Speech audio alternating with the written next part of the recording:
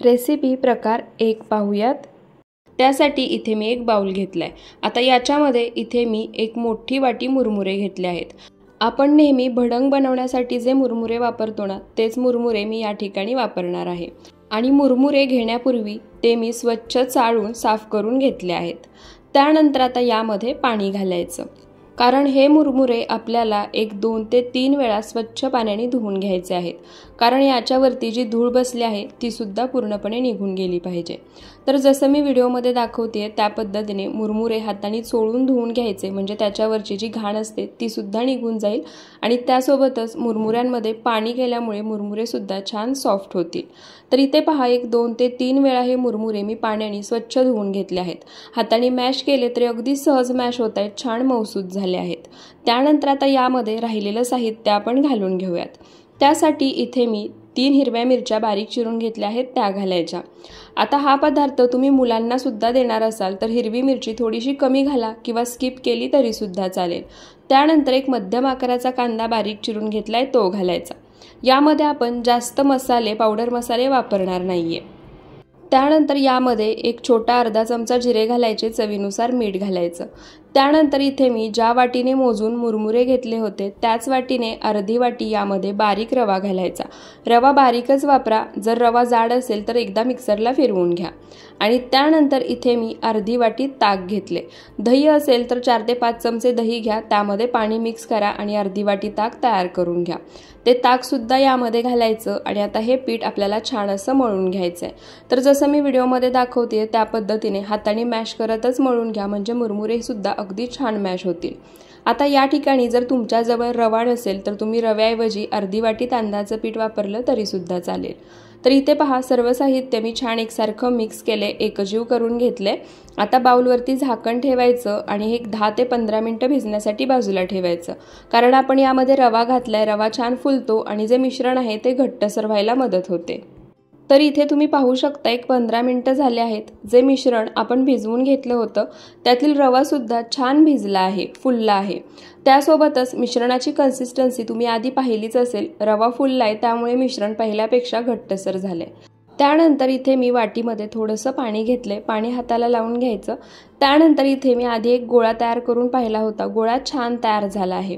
आता लागेल असं हाताला पाणी लावायचं, म्हणजे जो गोळा आहे, जे मिश्रण आहे ते हाताला चिटकणार नाही। त्यासोबतच बोटाला थोडंसं पाणी लावायचं, मध्यभागी होल करून घ्यायचा। परफेक्ट असा हा मेदूवडा तयार होतो। आता सुरुवातीला गोळा तयार करून घेताना मी तुम्हाला दाखवलं नव्हतं, त्यामुळे पुन्हा एकदा दाखवते। त्यासाठी काय करायचं, थोडंसं पाणी हाताला लावायचं, तयार मिश्रण केले त्यातलं थोडंसं मिश्रण हातावरती घ्यायचं, छान असा गोळा तयार करून घ्यायचा। गोळा तयार करून घेतला की दोन्ही हाताच्या मध्यभागी पकडायचा आणि चपटा करून घ्यायचा, किंवा बोटांनी चपटा करून घेतला तरी सुद्धा चालेल। त्यानंतर थोडंसं पाणी आणखी हाताला लावायचं आणि मध्यभागी होल करून घ्यायचा। आता याच पद्धतीने राहिलेले मेदूवडे सुद्धा बनवून घेऊयात। तर इथे पहा तयार करून घेतलेल्या सर्व मिश्रणाचे मेदूवडे मी तयार करून घेतले आहेत। आपण या ठिकाणी जेवढं साहित्य घेतलं होतं त्यामध्ये 9 ते 10 मेदूवडे अगदी सहज बनून तयार होतात। त्यानंतर आता हे वडे आपण तळून घेऊयात। त्यासाठी गॅसवर कढईमध्ये मी आधीच तेल गरम करायला ठेवलं होतं। तेल जास्त कडकडीत गरम करायचं नाहीये, आपण नेहमी भजी बनवण्यासाठी ज्या टेम्परेचरवरती तेल गरम करतो ना, तेवढ्याच टेम्परेचरवर तेल आपल्याला गरम करून घ्यायचं आहे। गॅसचा फ्लेम मीडियम ठेवायचा आणि आता यामध्ये आपण जे वडे तयार करून घेतले आहेत ते वडे सोडायचे। एका वेळी जास्त वडे तेलामध्ये सोडायचे नाहीत, 2 ते 3च वडे तेलामध्ये सोडायचे आणि तळून घ्यायचे। एका वेळी जर जास्त वडे तेलामध्ये सोडले तर तेलाचं टेम्परेचर कमी होऊ शकतं, वडे व्यवस्थित तळले जाणार नाहीत, कधी कधी तेलामध्ये सुटू शकतात किंवा जास्त तेलकट होऊ शकतात। वडे तेलामध्ये सोडले, गॅसचा फ्लेम मीडियमच ठेवायचा। जसं व्हिडिओमध्ये दाखवले त्या पद्धतीने 1 मिनिटभर झाऱ्याने तेल वरच्या बाजूला घालत राहायचं। 1 मिनिटानंतर वडे आपोआप कढईपासून वेगळे होतात। त्यानंतरच झाऱ्याने पलटी करायचे आणि आता मध्यम आचेवरतीच अलटी-पलटी करत छान सोनेरी रंग येईपर्यंत तळून घ्यायचे। वडे तळताना गॅसचा फ्लेम मीडियम टू लोच ठेवायचा आहे। मोठ्या आचेवरती हे वडे तळायचे नाहीत, नाहीतर मग वरून लगेच लालसर होतात आणि आतून तसेच कच्चे राहतात। आणि मीडियम टू लो फ्लेमवर वडे छान तळले गेले की तेलावरती जे बुडबुडे आले आहेत, पांढरा फेस आला आहे, तो पूर्णपणे कमी होतो, म्हणजे समजून जायचं की वडे आतपर्यंत अगदी छान तळले गेले आहेत। तर इथे पहा एक 8 ते 9 मिनिटं मीडियम टू लो फ्लेमवर हे वडे मी तळून घेतले आहेत। वड्यांना रंग तुम्ही पाहू शकता छान सोनेरी आलाय। त्यासोबतच जसं मी तुम्हाला आधी सांगितलं होतं, तेलावरती जे बुडबुडे आणि फेस आला होता तो सुद्धा पूर्ण नाहीसा झालाय, म्हणजे वडे अगदी आतपर्यंत छान तळले गेले आहेत। आता हे वडे एका ताटामध्ये काढून घ्यायचे। पुन्हा तेल एक अर्धा मिनिट गरम होऊ द्यायचं, कारण आपण वडे तळल्यानंतर लगेच यामध्ये सोडले की तेलाचं टेम्परेचर कमी असतं, त्यामुळे वडे तेलकट होऊ शकतात। राहिलेले वडे यामध्ये सोडायचे। यावेळी सुद्धा मी फक्त 3च वडे तळून घेणार आहे, त्यापेक्षा जास्त नाही। आणि आता हे वडे सुद्धा जसं मी आधी सांगितलं होतं त्या पद्धतीनेच मीडियम टू लो फ्लेमवर छान असे सोनेरी रंग येईपर्यंत तळून घ्यायचे। तर इथे पहा, सर्व मुरमुऱ्याचे वडे मी छान असे तळून घेतले आहेत। परफेक्ट असे हे वडे तयार झाले आहेत। आणि विशेष म्हणजे हे वडे अजिबात तेलकट होत नाहीत। त्यासोबतच वड्यांचा तुम्ही आवाज ऐकू शकता।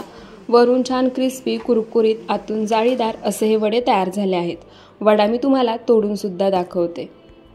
आणि हे वडे मी टोमॅटो केचप सोबत सर्व केले होते। तुम्ही खोबऱ्याच्या किंवा शेंगदाण्याच्या चटणी सोबत सर्व करू शकता। केचप सोबत सुद्धा हे वडे चवीला अप्रतिम लागतात। तर तुम्ही सुद्धा दुपारच्या वेळी किंवा सकाळच्या नाश्त्याला हे मुरमुऱ्याचे वडे नक्की बनवून पहा। नेहमी एकाच पद्धतीचा, एकाच प्रकारचा नाश्ता बनवून खाऊन कंटाळा येतो, त्यासाठी हे मुरमुऱ्याचे मेदूवडे बेस्ट ऑप्शन आहेत। रेसिपी प्रकार 2 पाहूयात। सर्वात आधी इथे मी बाउल घेतलाय। आता यामध्ये इथे मी 1 वाटी स्वच्छ चाळून गव्हाचं पीठ घेतलं आहे। आता यामध्ये आपण राहिलेलं साहित्य घालूया। त्यासाठी इथे मी 1 छोटा चमचा बेकिंग पावडर घेतली आहे, ती घालायची। आणि त्यासोबतच 1 छोटा अर्धा चमचा इथे मी बेकिंग सोडा घेतलाय, तो घालायचा। लक्षात ठेवा, 1 चमचा बेकिंग पावडर आणि 1 चमचा बेकिंग सोडा या ठिकाणी वापरायचा आहे। त्यानंतर यामध्ये थोडंसं मीठ घालायचं, किंवा तुमच्याजवळ मेजरिंग कपमधला चमचा असेल तर त्या चमच्याने 1 छोटा चमचा मीठ यामध्ये घालायचं। त्यानंतर मीठ, बेकिंग पावडर, बेकिंग सोडा गव्हाच्या पिठामध्ये छान एकसारखा मिक्स करायचा। तर इथे बेकिंग सोडा, बेकिंग पावडर गव्हाच्या पिठामध्ये मी छान एकसारखं मिक्स करून घेतलं आहे। त्यानंतर व्हिडिओमध्ये दाखवले त्या पद्धतीने पीठ बाजूला सारून घ्यायचं, मध्ये जराशी जागा करायची आणि त्यानंतर यामध्ये पोहे खायच्या चमच्याने 3 चमचे इतकं दही घालायचं। लक्षात ठेवा, दही जास्त आंबट वापरायचं नाही, नॉर्मल आंबट असणारं दही या ठिकाणी वापरायचं आहे। त्याप्रमाणेच दही यामध्ये घालण्याआधी थोडंसं फेटून घ्यायचं आणि त्यानंतर घालायचं। दही घातल्यानंतर आता या दह्यामध्ये सुरुवातीला हे पीठ आपल्याला एकजीव करून घ्यायचं आहे। दह्यामध्ये जेवढं पीठ बसेल तेवढं छान मिक्स करून एकजीव करून घ्यायचं आणि त्यानंतरच लागेल असं पाणी घालायचं आणि पीठ मळून घ्यायचं।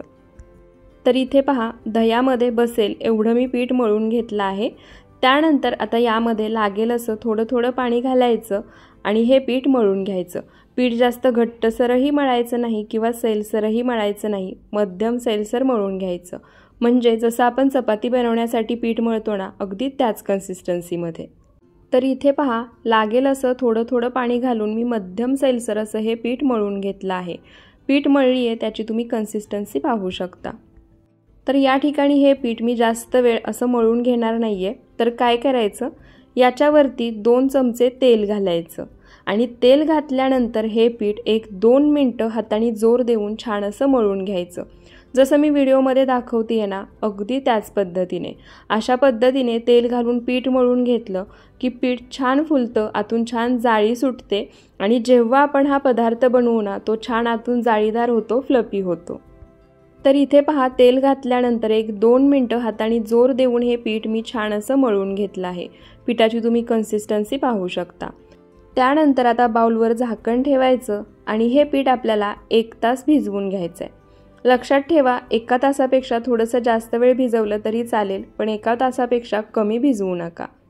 तर इथे पहा, 1 तास झाला आहे, झाकण काढूया। पीठ छान असं भिजलं आहे। त्यासोबतच हे मळून घेतलेलं पीठ मी तुम्हाला पसरवून दाखवते। आतमध्ये तुम्ही पाहू शकता छान जाळी सुटली आहे। आता हे पीठ एक अर्धा मिनिटभर मी पुन्हा एकदा छान असं मळून घेते। इथे पहा, जसं मी व्हिडिओमध्ये दाखवलंय ना, त्या पद्धतीने हाताने जोर देऊनच हे पीठ आपल्याला मळून घ्यायचं आहे। पीठ एक अर्धा मिनिट मळून घेतलं की त्याचे 2 भाग करायचे। 2 भाग केल्यानंतर सुद्धा तुम्ही पाहू शकता छान अशी आतमध्ये जाळी सुटली आहे। आता 2 भाग केले, त्यातील 1 भाग झाकून बाजूला ठेवायचा। जो दुसरा भाग आहे त्याचा छान असा गोळा तयार करून घ्यायचा। सोबतच इथे मी पोळपाट सुद्धा घेतला आहे आणि थोडंसं कोरडं पीठ सुद्धा घ्यायचं। तर इथे पहा थोडंसं मी कोरडं पीठसुद्धा घेतलं आहे। आता जो गोळा आपण तयार करून घेतला आहे तो कोरड्या पिठामध्ये घोळून घ्यायचा आणि त्याची मध्यम जाडसर अशी पारी लाटून घ्यायची। पारी जास्त पातळही लाटायची नाही किंवा जास्त जडसरही लाटायची नाही, पण त्याआधी जसं मी व्हिडिओमध्ये दाखवले त्या पद्धतीने सुरुवातीला बोटानीच हा गोळा जो आहे तो पसरवून घ्यायचा, म्हणजे ही पारी सर्व बाजूनी छान एकसारखी लाटली जाते। तर इथे पहा हलक्या हाताने ही पारी मध्यम जाडसर अशी मी लाटून घेतली आहे। तर इथे मी तुम्हाला देखील सांगते, पारी लाटून घेताना जास्त जाडसर लाटून घेऊ नका, मध्यम जाडसर लाटा किंवा थोडीशी पातळ लाटून घेतली तरी चालेल। जाडसर जर तुम्ही पारी लाटून घेतली तर आपण हा पिझ्झा तव्यावरती बनवतोय, त्यामुळे पिझ्झा आतपर्यंत व्यवस्थित भाजला जाणार नाही। त्यामुळे शक्यतो जसं मी व्हिडिओमध्ये दाखवले तेवढ्याच जाडीची पारी या ठिकाणी बनवून घ्या। तर इथे पहा मध्यम जाडसर अशी ही पारी मी लाटून घेतली आहे, जास्त पातळही नाही जास्त जाडसरही नाही। त्यानंतर आता सर्वात महत्त्वाची स्टेप, जसं मी व्हिडिओमध्ये दाखवले त्या पद्धतीने ज्या बाजूच्या कडा आहेत त्या फोल्ड करून घ्यायच्या किंवा बोटांनी अशा पद्धतीने मधलं बोट आणि अंगठ्यानी फोल्ड करून घ्यायच्या, म्हणजे मधोमध खड्डा झाल्यासारखा तयार होतो आणि जेव्हा आपण याच्यावरती सॉस किंवा बाकीचं साहित्य घालतो ते बाजूने निघत नाही। तर अगदी जसं व्हिडिओमध्ये दाखवलंय ना त्याच पद्धतीने मधलं बोट, त्याच्या शेजारचं बोट आणि अंगठा या पद्धतीने फोल्ड करून हे आपल्याला दुमडून घ्यायचं आहे। तर इथे पहा जी पारी मी लाटून घेतली होती ती सर्व बाजूनी एकसारखी मी फोल्ड करून घेतली आहे।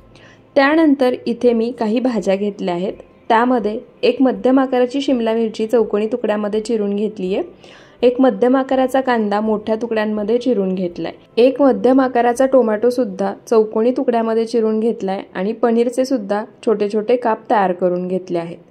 त्यानंतर आता या पद्धतीने एक फोर्क घ्यायचा आणि जसं मी व्हिडिओमध्ये सांगितलंय त्या पद्धतीने फोर्कनी टोचून या पारीला होल करून घ्यायचे, म्हणजे काय होतं जेव्हा आपण ही पारी भाजून घेतो किंवा आपण जेव्हा पिझ्झा तयार करतो तो फुलत नाही आणि छान क्रंची तयार होतो।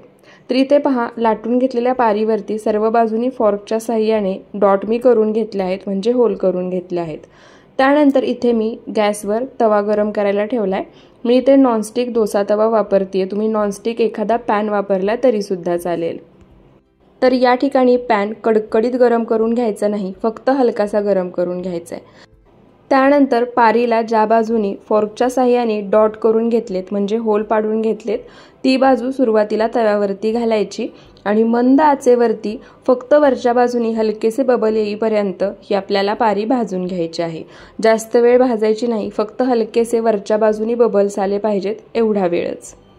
तर इथे पहा पारीला वरच्या बाजूनी हलकेसे बबल्स यायला लागलेत, पारी वरच्या बाजूनी हलकीशी कोरडी सुद्धा झाली आहे। त्यानंतर आता ही पारी आपल्याला पलटी करून घ्यायची।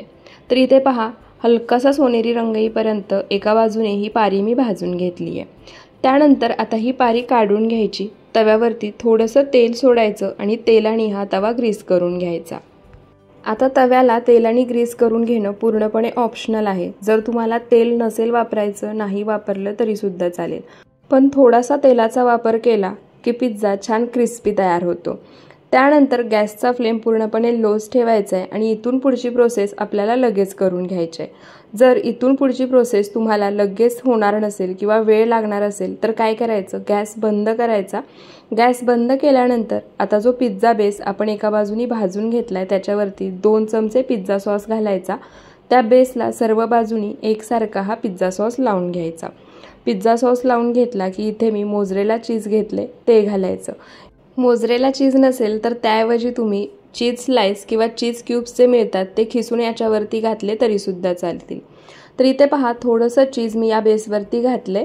आता तुम्ही या ठिकाणी चीज तुम्हाला जसं आवडेल त्यानुसार घालू शकता, कमी किंवा जास्त। चीज घातल्यानंतर आता याच्यावरती ज्या भाज्या आपण चिरून घेतल्या आहेत ना त्या ठेवून घ्यायच्या। आता या ठिकाणी तुम्हाला किंवा तुमच्या मुलांना जशा भाज्या आवडतात ना त्या भाज्या तुम्ही वापरू शकता। जसं की मुलांना शिमला मिरची कमी आवडत असेल तर जास्त प्रमाणामध्ये कांदा, टोमॅटो, पनीर वापरू शकता, किंवा मुलांना कांदा आवडत नसेल तर पनीर, टोमॅटो, शिमला मिरची वापरू शकता। त्यासोबत तुमच्याजवळ जर स्वीट कॉर्न असतील तर ते सुद्धा तुम्ही यामध्ये घालू शकता।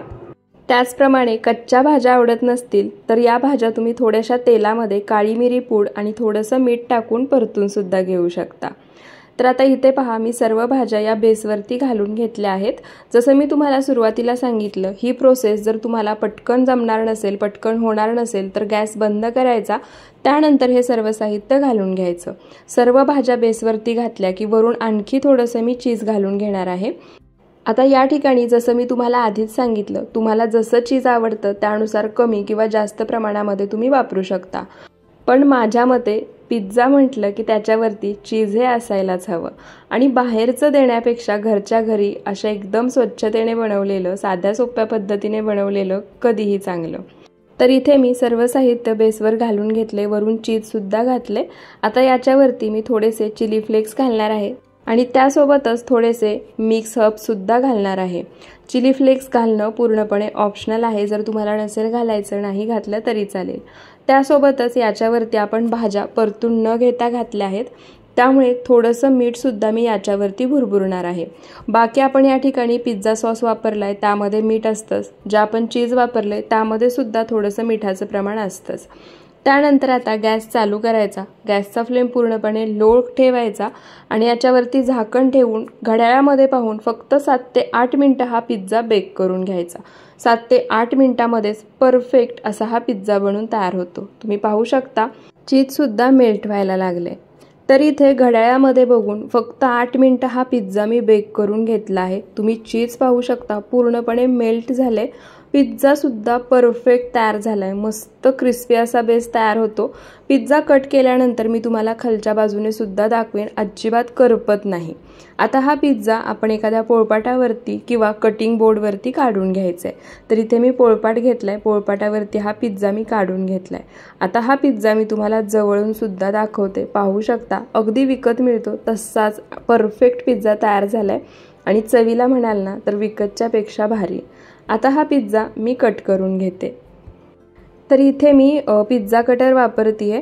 हे पिझ्झा कटर तुम्हाला सुद्धा घ्यायचं असेल तर डिस्क्रिप्शनमध्ये लिंक आहे, त्यासोबत प्रोडक्ट सुद्धा मी मेन्शन केलंय, तिथून तुम्ही घेऊ शकता।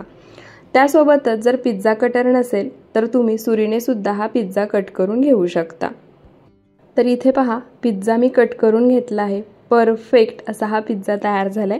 आता हा बेस मी मागून सुद्धा तुम्हाला दाखवते, तुम्ही पाहू शकता अजिबात करपला नाहीये आणि खाताना इतका क्रिस्पी लागतो ना की मुलं अगदी आवडीनं खातील। आणि तुम्ही सुद्धा जर हा गव्हाच्या पिठाचा पिझ्झा घरी बनवलात, तोही तव्यावरती, तर बाहेरून विकत आणण्यापेक्षा घरच्या घरी नेहमी बनवाल, आतून सुद्धा परफेक्ट बेक झाला आहे, अजिबात कच्चा नाही। आता हा पिझ्झा तुम्ही टोमॅटो केचप सोबत सर्व करू शकता। रेसिपी प्रकार 3 पाहूयात। त्यासाठी सर्वात आधी गॅसवर मी कढई गरम करायला ठेवली आहे। कढई गरम झाली की आता यामध्ये इथे मी अर्धी वाटी तूप घेतले, ते काढायचं। यामध्ये लागणारं सर्व साहित्य आपण याच वाटीने मोजून घेणार आहोत, त्यामुळे साहित्य मोजून घेण्यासाठी घरातील सुरुवातीलाच एखादी वाटी किंवा मेजरिंग कप सेट करून घ्या। आता हे तूप आपल्याला पूर्णपणे वितळवून घ्यायचंय आणि हलकंसं गरम करून घ्यायचंय। तूप पूर्णपणे वितळलं, गरम झालं की आता यामध्ये इथे मी 1 वाटी मैदा घेतलाय, तो घालायचा। आता या ठिकाणी जर तुम्हाला मैदा वापरायचा नसेल तर त्याऐवजी तुम्ही 1 वाटी गव्हाचं पीठ वापरू शकता। मैदा घातल्यानंतर आता तो तुपामध्ये छान एकसारखा मिक्स करून घ्यायचा आणि हलकासा रंग बदलेपर्यंत आपल्याला हा मैदा तुपामध्येच भाजून घ्यायचा आहे। सुरुवातीला मैदा तुपामध्ये घातल्यानंतर मिक्स केला की तुम्हाला हे मिश्रण घट्टसर झालेलं दिसेल, मैदा पूर्णपणे या तुपामध्ये मिक्स सुद्धा झाला नाहीये। पण जसजसं हे मिश्रण तुम्ही परतून घेत राहाल तसतसं तूप वितळतं आणि मैदा सुद्धा छान सैलसर होतो। आणि तर इथे पहा, जसजसा हा मैदा आपण तुपामध्ये परतून घेतोय तसतसं तूप वेगळं व्हायला लागलंय आणि हा मैदा सुद्धा सैलसर व्हायला लागलाय। सुरुवातीला मैदा घातल्यानंतर त्याचा कलर तुम्हाला पांढरा दिसत असेल, पण हळूहळू याचा कलर बदलायला लागतो। जर घड्याळामध्ये बघून म्हणाल तर एक 7 ते 8 मिनिटं मीडियम टू लो फ्लेमवर तुपामध्ये हा मैदा आपल्याला परतून घ्यायचा आहे। तर इथे पहा, एक 7 ते 8 मिनिटं मैदा मी तुपामध्ये छान परतून घेतलाय। तुम्ही मैद्याचा रंग सुद्धा पाहू शकता, पहिल्यापेक्षा पूर्णपणे बदललाय, हलकासा सोनेरी असा या मैद्याला रंग आलाय। आता गॅस बंद करायचा आणि ही कढई आपण गॅसवरून खाली उतरून घेऊया। तर इथे मी कढई गॅसवरून खाली उतरवून घेतली आहे। आता मैदा पुन्हा एकदा आपण एकसारखा मिक्स करून घेऊया। जास्त गरम आहे, थोडासा आपल्याला थंड करून घ्यायचा आहे। मैदा जास्त गरम असतानाच यामध्ये पिठी साखर घालायची नाही। मैदा मी थोडासा थंड करून घेतला आहे। त्यानंतर आता यामध्ये ज्या वाटीने आपण तूप आणि मैदा मोजून घेतला होता त्याच वाटीने अर्धी वाटी यामध्ये पिठी साखर घालायची आहे। म्हणजे या ठिकाणी तुम्ही मैद्याचं प्रमाण जेवढं घ्याल त्याच्या अर्धी यामध्ये साखर वापरायची आहे। म्हणजे जर तुम्ही 1 वाटी मैदा घेतला तर अर्धी वाटी पिठी साखर वापरायची, 2 वाटी मैदा घेतला तर 1 वाटी पिठी साखर वापरायची। पिठी साखर घातल्यानंतर ती मैद्यामध्ये एकसारखी मिक्स करायची, छान एकजीव झाली पाहिजे। पिठी साखर घालून मैद्यामध्ये आपण मिक्स करून घेतोय। तुम्ही पाहू शकता हळूहळू मैद्याचं जे मिश्रण होतं ते घट्टसर व्हायला लागले। तर इथे पहा पिठी साखर मैद्यामध्ये मी छान एकजीव करून घेतली आहे। तुम्ही मिश्रण पाहू शकता अगदी खव्यासारखं मऊसूत झालं आहे आणि दिसते सुद्धा अगदी खव्यासारखं। त्यानंतर आता काय करायचं, एखादा टीन किंवा डबा घ्यायचा, पण त्याआधी त्याला तेलाने किंवा तुपाने ग्रीस करून घ्यायचं। तर इथे ना माझ्याजवळ एक टिफिन बॉक्स होता, त्यालाच मी तुपाने ग्रीस करून घेतले, म्हणजे आतल्या बाजूनी तूप लावून घेतले। जर तूप किंवा तेल लावायचं नसेल तर तुम्ही बटर पेपर वापरू शकता। त्यानंतर आता जे मिश्रण आपण तयार करून घेतले ते मिश्रण या डब्यामध्ये काढून घेऊयात। डब्यामध्ये मिश्रण काढून घेतलं की छान एकसारखं डब्यामध्ये पसरवून घ्यायचं। तुम्ही या ठिकाणी पूर्ण प्लॅस्टिकचा डबा असेल तर तो सुद्धा वापरू शकता। सर्व मिश्रण या टिफिन बॉक्समध्ये काढून घेतलं की आता व्हिडिओमध्ये दाखवले त्या पद्धतीने छान एकसारखं पसरवून घ्यायचं। त्यानंतर आता या डब्याचं झाकण लावायचं आणि 25 ते 30 मिनिटं हा डब्बा फ्रीजमध्ये ठेवायचा। जर पटकन बनवायचं असेल तर 15 मिनिटं फ्रीझरमध्ये ठेवला तरी सुद्धा चालेल। फ्रीझरमध्ये ठेवला की 10 ते 15 मिनिटांमध्येच ही बर्फी छान सेट होते। तर आता हा डबा 25 ते 30 मिनिटं मी फ्रीजमध्ये ठेवून देते। तर इथे पहा 25 मिनिटं झाले आहेत। डब्याचं झाकण काढूयात। बर्फी परफेक्ट अशी सेट झाली आहे आणि डब्यापासून सुद्धा वेगळी झाली आहे। याच्या कडा सुरीने मोकळ्या करून घ्यायची सुद्धा गरज नाही। त्यानंतर इथे एखादं ताट किंवा मोठी प्लेट घ्यायची, त्याच्यावरती डबा पलटी करायचा। तुम्ही पाहू शकता अगदी सहज आणि पटकन ही बर्फी डब्यापासून वेगळी झाली आहे। आता ही बर्फी थोडीशी थंड होऊ द्यायची। बर्फी थोडीशी थंड झाली आहे। आता याच्या मी वड्या कट करून घेते। आता या ठिकाणी तुम्हाला हव्या आहेत तेवढ्या आकारामध्ये आणि तशा शेपमध्ये तुम्ही या वड्या कट करून घेऊ शकता। तुम्ही पाहू शकता अगदी सहज अशी ही वडी कट होतीये। तर इथे पहा या पद्धतीने आडव्या आणि उभ्या चौकोनी आकारामध्ये या वड्या मी कट करून घेणार आहे। जास्त मोठ्याही नाही आणि लहानही नाही, मध्यम आकारामध्ये या वड्या मी कट करून घेतल्या आहेत। आता ही वडी तुम्हाला दाखवते, एकदम परफेक्ट आपण शाळेमध्ये असताना शाळेच्या बाहेर मिळायची ना अगदी तशी झाली आहे, चवीला सुद्धा आणि दिसायला सुद्धा। सर्व वड्या एकसारख्या तयार झाल्या आहेत, अगदी तोंडात टाकताच विरघळतील अशा। तर तुम्हाला सुद्धा या वड्या पाहिल्यानंतर शाळेतली आठवण झालीच असेल आणि कुणी कुणी या वड्या शाळेच्या दिवसांमध्ये खाल्ल्या आहेत ते मला कमेंट करून सांगायला विसरू नका। तर तुम्ही सुद्धा एकदा माझ्या या पद्धतीने फक्त 3 साहित्यांचा वापर करून शाळेच्या बाहेर मिळणारी ही बर्फी नक्की बनवून पहा। रेसिपी प्रकार 4 पाहूयात। तर त्यासाठी इथे मी एक बाउल घेतलाय। आता यामध्ये इथे मी 1 वाटी मैदा घेतलाय। मैदा मी स्वच्छ चाळून घेतला आहे। तर या ठिकाणी आपण मैदा आणि गव्हाचं पीठ मिक्स करून हा पदार्थ बनवणार आहोत। पण जर तुम्हाला हवं असेल तर तुम्ही 2 वाटी या ठिकाणी फक्त मैदा वापरू शकता किंवा 2 वाटी फक्त गव्हाचं पीठ वापरलं तरी सुद्धा चालेल। ज्या वाटीने मी मैदा मोजून घेतला होता त्याच वाटीने मोजून 1 वाटी मी यामध्ये गव्हाचं पीठ घातले। त्यासोबतच 1 चमचा यामध्ये कलोंजी घालायची, चवीनुसार मीठ घालायचं आणि 2 चमचे तेल घालायचं। आता कलोंजी नसेल तर त्याऐवजी तुम्ही यामध्ये ओवा घातला तरी सुद्धा चालेल। आता तेल यामध्ये एकसारखं मिक्स करून घ्यायचं। सर्व पिठामध्ये जसं मी व्हिडिओमध्ये दाखवतेय त्या पद्धतीने चोळून मिक्स करायचं, म्हणजे तेलाचं मोहन पिठामध्ये अगदी परफेक्ट बसतं। तर या ठिकाणी लक्षात ठेवा तेल आपल्याला थंडच यामध्ये घालायचं आहे, कोमट किंवा गरम केलेलं अजिबात घालायचं नाही। तर इथे पहा तेल पिठामध्ये छान एकसारखं मी मिक्स केलं आहे। पिठाची मूठ वळली की अगदी सहज वळली जाते, म्हणजे तेलाचं मोहन सुद्धा एकदम परफेक्ट बसलंय। त्यानंतर आता यामध्ये लागेल असं थोडं थोडं पाणी घालायचं आणि मध्यम सैलसर असं पीठ मळून घ्यायचं। पीठ जास्त घट्टसरही मळायचं नाही किंवा जास्त सैलसरही मळायचं नाही, त्यामुळे लागेल असंच थोडं थोडं पाणी घालायचं आणि पीठ मळून घ्यायचं। तर इथे पहा लागेल असं थोडं थोडं पाणी घालून मध्यम सैलसर असं मी पीठ मळून घेतलं आहे। पिठाची या ठिकाणी तुम्ही कन्सिस्टन्सी पाहू शकता। आता या मळून घेतलेल्या पिठाला मी थोडंसं तेलसुद्धा लावून घेतलं होतं, पण तो व्हिडिओ माझ्याकडून घ्यायचा राहून गेला, त्यासाठी खरंच सॉरी। आता हे पीठ फक्त 10 मिनिटं आपल्याला भिजवून घ्यायचं आहे। तर इथे पहा 10 मिनिटं झाले आहेत, झाकण काढूया। झाकण काढल्यानंतर तुम्ही पाहू शकता पीठ अगदी छान भिजलं आहे, थोडंसं घट्टसरही झाले। आधीच्या पिठापेक्षा तुम्ही आत्ताच्या पिठाची कन्सिस्टन्सी पाहू शकता। आता हे पीठ एक अर्धा मिनिटभर छान असं मळून घ्यायचं। तर इथे पहा पीठ एक अर्धा मिनिटभर मी छान असं मळून घेतलं आहे। त्यानंतर सोबतच थोडंसं कोरडं पीठसुद्धा मी एका डिशमध्ये घेतलंय। तर इथे मी मैदा वापरते, तुम्ही गव्हाचं पीठ घेतलं तरीसुद्धा चालेल। त्यानंतर थोडासा मैदा हाताला लावून घ्यायचा आणि मळून घेतलेल्या पिठाचा एक गोळा तयार करून घ्यायचा। गोळा जास्त मोठा तयार करायचा नाहीये, मध्यम आकारामध्ये, म्हणजे आपण चपाती बनवण्यासाठी जेवढ्या आकारामध्ये गोळा तयार करून घेतो तेवढ्या आकारामध्ये करून घ्यायचं आहे। तर इथे पहा गोळा तयार झाला आहे। बाकीचं जे मळून घेतलेलं पीठ आहे ते असंच झाकून बाजूला ठेवायचं। त्यानंतर तयार गोळा कोरड्या पिठामध्ये घोळायचा आणि एकदम पातळ अशी त्याची पारी किंवा चपाती लाटून घ्यायची। या ठिकाणी तयार गोळा लाटून घेताना जर खाली पोळपाटाला चिटकत असेल तर अधूनमधून थोडंसं कोरडं पीठ याच्यावरती भुरभुरायचं, पण पारी लाटून घेताना एकदम पातळ अशीच लाटून घ्यायची, थोडीही जाडसर ठेवायची नाही। तर इथे पहा या अशा पद्धतीने लागेल असं थोडं थोडं कोरडं पीठ वरून भुरभुरायचं आणि ही पारी छान अशी लाटून घ्यायची। तर इथे पहा लागेल असं कोरडं पीठ भुरभुरत अलटीपलटी करत एकदम पातळ अशी ही पारी मी लाटून घेतली आहे। तुम्ही या ठिकाणी पारी पाहू शकता, एकदम पातळ लाटली आहे, अजिबात जड नाहीये।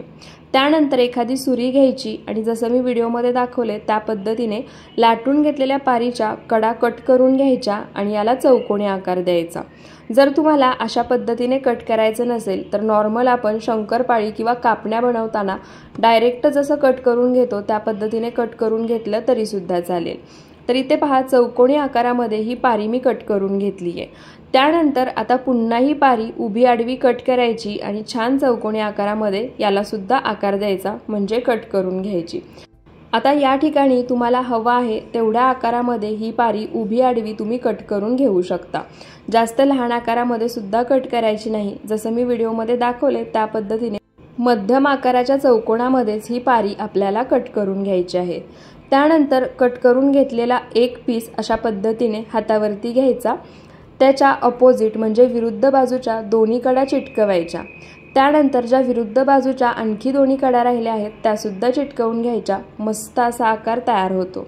सेम याच पद्धतीने दुसरा चौकोनी आकाराचा कट करून घेतलेला तुकडा सुद्धा घ्यायचा, दोन्ही विरुद्ध बाजूच्या कडा चिटकवायच्या। त्यानंतर राहिलेल्या दोन्ही बाजूच्या विरुद्ध कडा सुद्धा या पद्धतीने चिटकवून घ्यायच्या।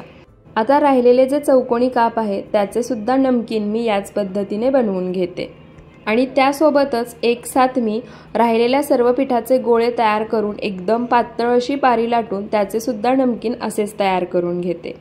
तर इथे पहा सर्व नमकीन मी तयार करून घेतले आहेत। एका वेळी तयार करून घ्यायचे, त्यानंतर तळून घ्यायचे, अजिबात हे चिटकून बसत नाहीत, अगदी सहज तेलामध्ये सोडले की वेगळे होतात।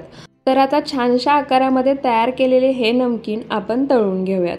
तर त्यासाठी मी गॅसवर कढईमध्ये तेल गरम करायला ठेवलं होतं। तेल जास्त कडकडीत गरम करायचं नाही, नॉर्मल आपण शंकरपाळी चकली तळताना ज्या टेम्परेचरवर तेल गरम करतो तसंच करून घ्यायचं।